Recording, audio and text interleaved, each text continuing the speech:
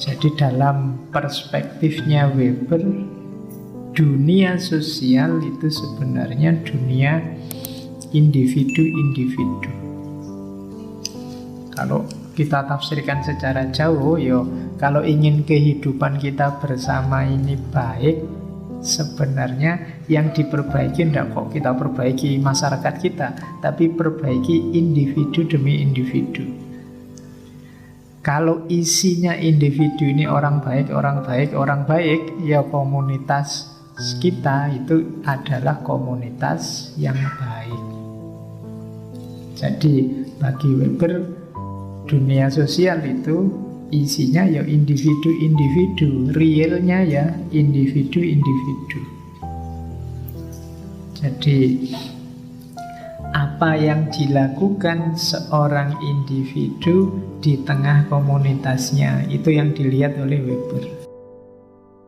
Jadi sosiologi itu isinya adalah individu-individu yang melakukan tindakan sosial.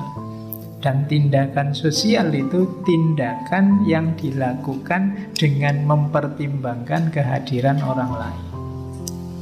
Itu tindakan sosial. Oke, dasarnya ini nanti. Ini yang membedakan sosiologinya Weber dengan sosiologinya yang lain. Karena dia tindakan individu, memahaminya harus lebih ke dalam. Tidak bisa hanya dilihat tampilannya saja. Ketika seorang individu melakukan tindakan sosial, itu kita, kalau bahasanya Weber, harus verstehen. Verstehen ini dalam tradisi ilmu sosial humaniora itu biasanya dijajar dengan istilah erklären, sama-sama bahasa Jerman. Kalau erklären itu tinggal dijelaskan saja. Misalnya laptop ini kenapa kok error, itu kan tinggal dijelaskan saja, pasti begitu. Jadi di luar manusia itu kita bisa mendeskripsikan dari tampilannya, dari tampaknya, dari kelihatannya. Tapi kalau manusia tidak bisa. Kalau manusia dia harus verstehen, masuk. Kenapa? Loh, individu-individu ini loh, tindakan yang dilakukan bisa sama, tapi maknanya bisa beda.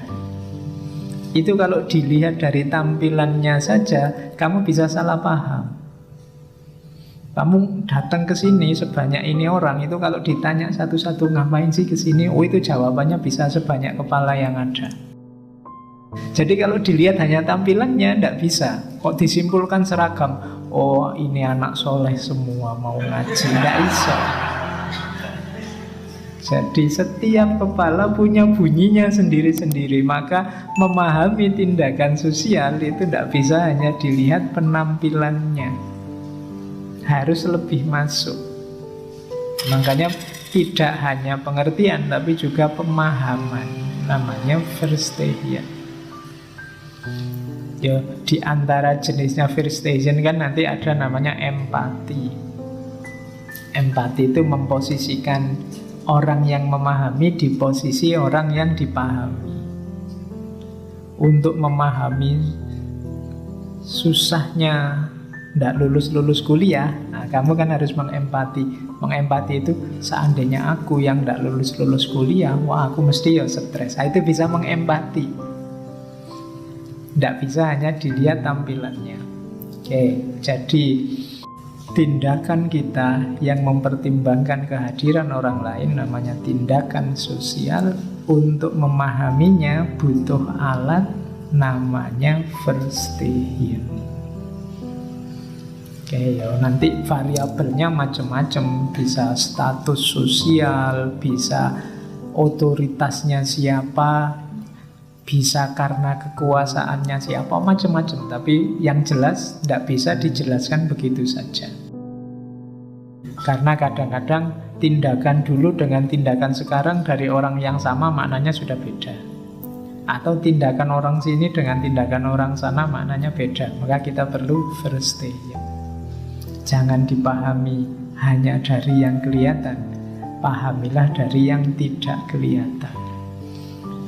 Sama lah kalau tiba-tiba ada temenmu yang tiap hari WA kamu jam segini tanya sudah makan belum.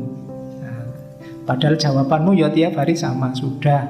Besok tanya lagi, sudah. Karena kamu jengkel, ini tiap hari ditanya dijawab sudah kok masih tanya terus. Nah, itu ya kamu harus first station, masuk lebih dalam. Jangan-jangan ada maksud yang lain daripada sekedar tanya sudah makan apa belum. Oh, itu namanya first station. Karena kita berhadapan dengan manusia, tidak berhadapan dengan barang. Kalau barang tinggal dijelaskan. Kalau barang, misalnya HP ini, ya kalau sudah baterainya tinggal 2%, ini sebentar lagi mesti mati, tidak bisa diapa-apain. Kalau manusia tidak bisa begitu. Manusia itu, ini sudah kerja dari pagi sampai malam, ini mesti diajak kemana-mana, tidak mau, mesti capek. Nah, itu. Tapi manusia bisa, meskipun sudah capek, diajak kemana-mana, mau saja, mumpung gratis. Loh, ini kan nggak bisa pasti. Saya sering cerita, pokoknya kalau hubungannya sama manusia, itu kalimat yang paling tepat itu tergantung. Nggak pasti.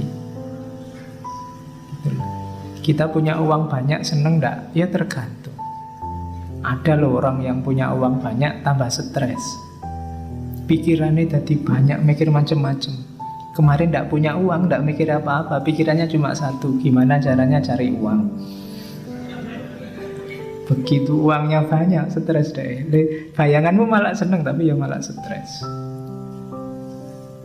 Enak nggak jadi orang cakep? Enggak juga. Ada loh orang yang karena dia cakep terus mengeluh, susah saya itu Pak, tidak bisa bebas kemana-mana, tidak bisa santai kemana-mana. Katanya yang putri-putri kemana-mana digodain cowok-cowok, itu sebel aku. Mending temanku yang tidak terlalu cakep ini, dia ngapain aja nggak ada yang nyenggol, nggak ada yang nyentuh. Oke, nah itu manusia, jadi tergantung. Bayanganmu kalau ini mesti begitu, tidak bisa. Kalau manusia tergantung. Pokoknya kalau besok saya punya istri cantik, punya mobil, punya, bayanganmu kan terus mesti bahagia luar biasa. Bisa jadi enggak. Itu manusia, maka enggak bisa dipahami hanya dari kelihatannya saja. Kamu harus masuk lebih dalam. Oke, nah itu namanya first station. Ya kalau bahasanya iklan, apa-apa kalau manusia itu syarat dan ketentuan berlaku. Tidak bisa pasti.